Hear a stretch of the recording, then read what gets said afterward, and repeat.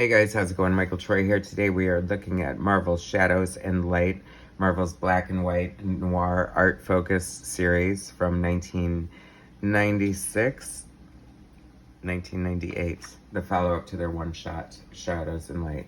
Such great art in here. Cannot wait to show it to you guys. Subscribe to my channel if you haven't already. Hit that like button and let's get right into it.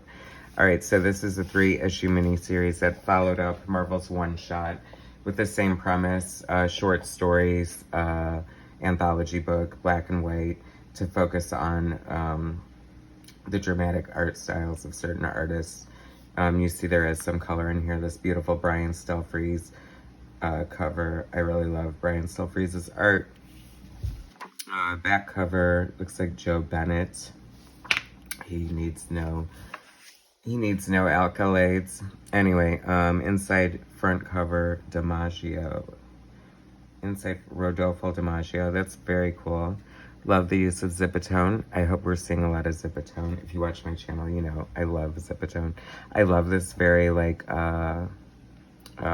great design here. It's very Art Deco in the lettering font and sort of the imagery. I think that's really cool. Props to Comicraft's John Rochelle for the design. Black Widow by Jean Ha and Gerard Jones. Hulk by Bernie Wrightson. Iron Man by Len Wein and Steve Ditko. And Daredevil by Ron Mars and Brian Stelfreeze. So as you can see, there's going to be a lot of great art in here. Jean Ha, interesting. I kind of go back and forth with Jean Ha. This isn't bad by any means, and I know someone watching this is probably like, what are you talking about? That's amazing, beautiful. But I don't know, it just feels a little lackluster to me. I don't know that his art being in black and white necessarily suits it or adds anything to it. I mean, there's not enough shadows and light. It looks kind of just flat to me. So we're off to a great start. Anyway, I don't know, it just looks a little indie comic from the 80s or 90s. Bernie Wrightson, it could only get better from here. Oh my gosh, yes, this is so good. Come on, the master here, Bernie Wrightson. No matter what style he's working in, painting, pen and ink, I feel like he did, for some of his projects, obviously use a more pared down style. We're not getting as much of the 75-foot long feathery cross-hatching things, but I feel like it's sort of like a good combo here, not a ton of backgrounds. And I guess this is microscopic Hulk fighting a tarantula, but so cool. I mean, have you guys and I probably don't have it, but the Hulk and Thing graphic novel that he drew, whoa, I mean, that is killer. Anytime you want to let Bernie Wrightson draw superheroes, I mean, he did do a fair amount of it. I mean, obviously his horror stuff is incomparable, but his superhero stuff is hella fun too. And nothing worse than a Hulk clap, right? That should have been like when Thanos snapped his fingers, Hulk should have, like right before he snapped, Hulk should have been behind him, like clapping with the clapper. Oh my god, has there ever been like a joke where Hulk claps and like lights start blinking all across the country because he's setting off clappers left and right? I mean, that's comedy. An Untold Tale from the Glory Days of the Invincible Iron Man by Steve Ditko, story and art, Len Wein script. Now I'm talking in tongues and accents, okay? I love Steve Ditko. I mean, how can you not love his art? I mean, sure, it's a little crude, and it definitely is of its era, but it is so classic and quirky and fun and imaginative and expressive, and just, I love it. It's just like the gift that keeps giving. There's so much great Steve Ditko goodness out there, and this is a perfect example of that.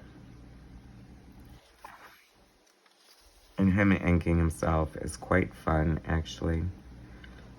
I think Steve Ditko is kind of one of those artists that is more of a canvas to embellish if you're an inker. I mean, it feels like there's a lot to play with there.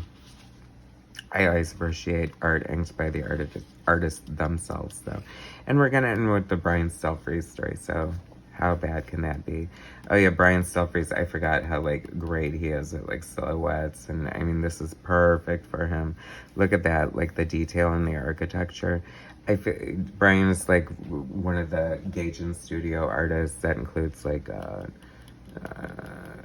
Joe Phillips, Jason Pearson, Cully Hamner, I'm sure other people, but I just love that Gaijin kind of style. Like, they're all such unique, distinct artists, but they somehow fit together in a weird way. That is so cool. I mean, just the time and detail in that. It's so crisp and precise. I love that kind of art. I mean, come on. Look how cool Daredevil looks there. This is, like, I love when the artist, like, knows what they're doing and, like, or what, you know, like, what the project is calling for and, like, leans into it and gives, like, so many different effects. Like, that's such a great panel right there. That is super killer. Iconic. Great use of negative space. I love that so much. Wow, that is so cool. Less is more sometimes, you guys. Great Tom Greinberg pinup. Very cool.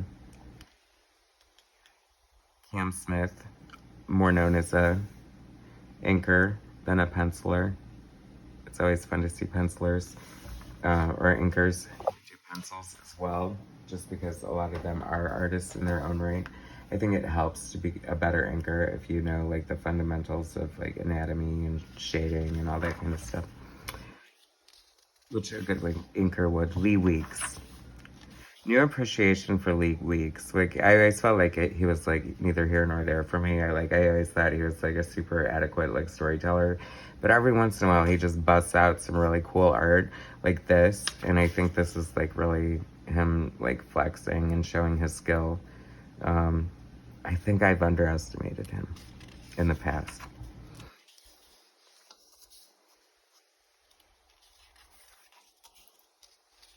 I mean, Thing is just such a great character. So much fun with for an artist, especially in a black and white kind of format, to play with those different shapes and the shading on his tiles, for lack of a better word. Marv Wolfman and Liam Sharp. Yes, Liam Sharp. Oh my gosh, one of the most detailed artists. Such a great artist. He has Starhenge, the book coming out.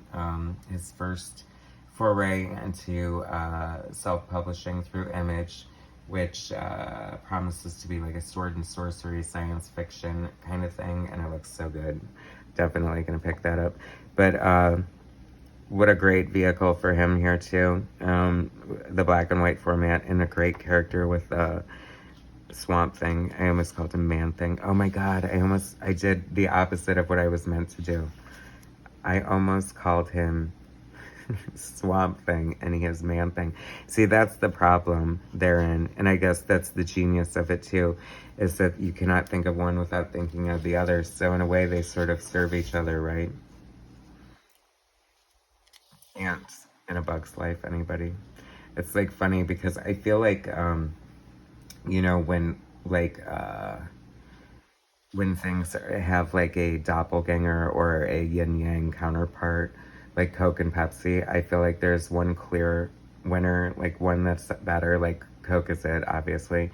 But, I know, I just heard a collective gasp from the South. Anyway, but I feel like Man Thing and Swamp Thing, like, one is not obviously better than the other. I feel like Swamp Thing has the edge as far as, like, more, like, sort of legendary storylines. I mean, you've got Alan Moore. It's hard to compete with that, right? Wow, this, like, you talk about, it's funny, I really see, like, a lot of, like, Bernie Wrightson influence in here that I might not have seen otherwise in a color format. Like, it's really great, all the detail. Liam gives till it hurts when it comes to detail and texture, and there's such a lush beauty to his art every single time. Jim Starlin, another great artist in his own right, mostly known as a writer, you know, Infinity Gauntlet and all the books that followed, Crusade, War. But, you know, he drew the Captain Marvel, Death of Captain Marvel graphic novel. I always loved his art. Like, I think it's very unique and sort of modern, but classic at the same time. And his inking is, like, off the chain.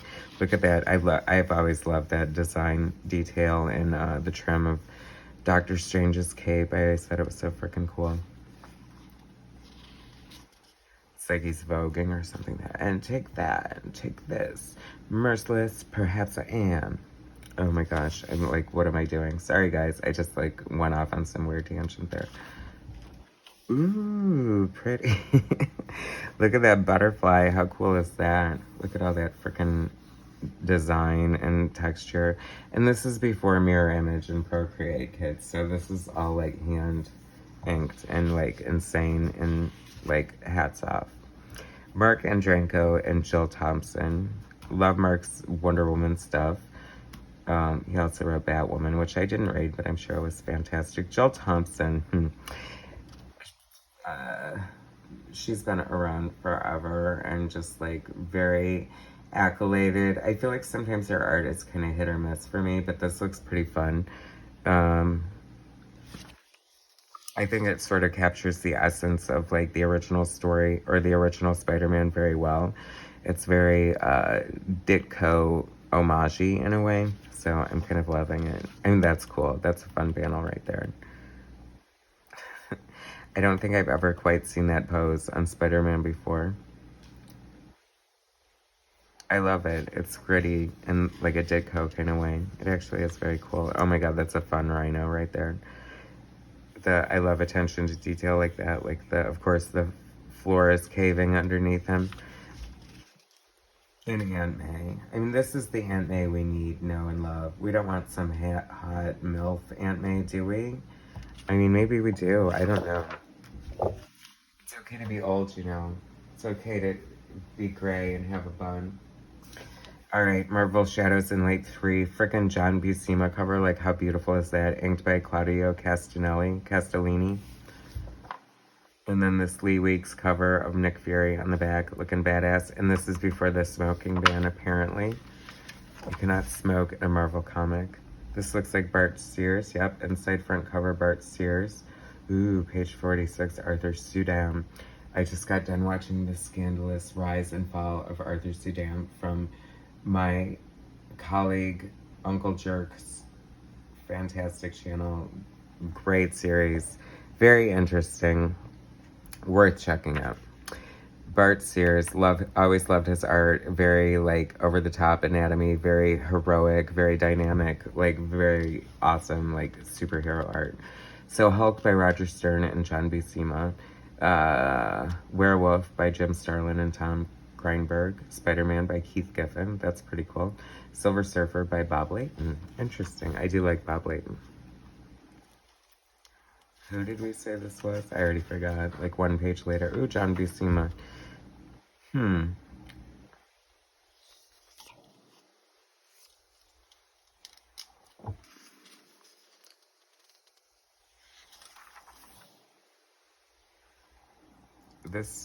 I wonder, I forgot what year we lost John, but I'm guessing this had to be one of his last kind of sequential works. I mean, he's been gone, I feel like, for a while now, but I don't know. It all gets jumbled the older you get, people. Tom Greinberg.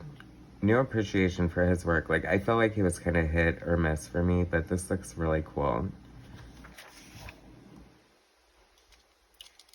Is he not the one who took over Alpha Flight and I really hated all that work? Like, why did it not look like this? Unless I'm got the artist confused, but interesting. Because that looks dope AF, people. Digging this werewolf story. Hardcore. That looks so cool. Love all the zips. a little Kevin Nolan-ish with the inking in there.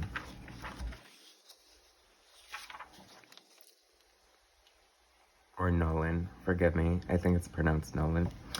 Anyway, inks Andy Smith, Keith Giffen, very cool. Fall tip. That's an interesting title. Love the aim, guys. Love the hatching there. This is some cool art. I love Keith Giffen. Rip off or not? Rip off, you say. What am I talking about? Investigate for yourself how he ripped off a Mexican artist for this style. And it's jaw-dropping how blatant it is, but still love him. Bob Layton. Layton, the king of like zipatone and texture, like such a great inker. John Byrne hated how he inked him on Incredible Hulk Annual 7. He said he made his men too pretty and blah, blah, blah, whatever. But I mean, I feel like Bob Layton does bring a very, very distinct look to his work with a lot of this hatching and stipple and blah, blah, blah. I mean, I think he's obviously must be really going for it, especially hardcore, given the black and white format. And I have to say, I think this looks really cool. I mean, it's a lot of fun. Because I'm used to seeing Bob usually inked by someone else or inking someone else, so it's cool to get both in this story. And Silver Surfer, nonetheless. So there's a Thor pinup by Arthur C. Hammond. I don't know. What do you think, guys? I mean, it's pretty cool, but it was probably ripped off from someone. Oh, there's my challenge. Leave in the comments what this was ripped off from. Perhaps Frazetta. He liked to rip him off a lot. So, we'll see. We'll see. Who is that? I mean, that's not even that great. I want DeVito. Andrea DeVito? No way. Yeah. Very cool. Claudio Castellini. Oh, I love that. I've always loved, oh, I love that. That is so cool. Alicia sculpting thing and feeling, oh, that is so cool. I love that. Always loved the thing, Alicia. That was so heartbreaking, John Byrne, when you had Johnny and Alicia get together, but it seemed natural. Thing was on another planet. Naughty girls need love too. Anyway, thanks so much for watching, guys. Shadows and Light, the cool noir comic from Marvel. Kind of wish they would do another one. They've been doing like Elektra, Black, White, and Red, and fun stuff like that. So let's do a whole Marvel Universe one again and get some really killer art for it. I'd love to see another one. Thanks for watching, guys. Subscribe to my channel, hit like, share my content, and I'll bring you more later.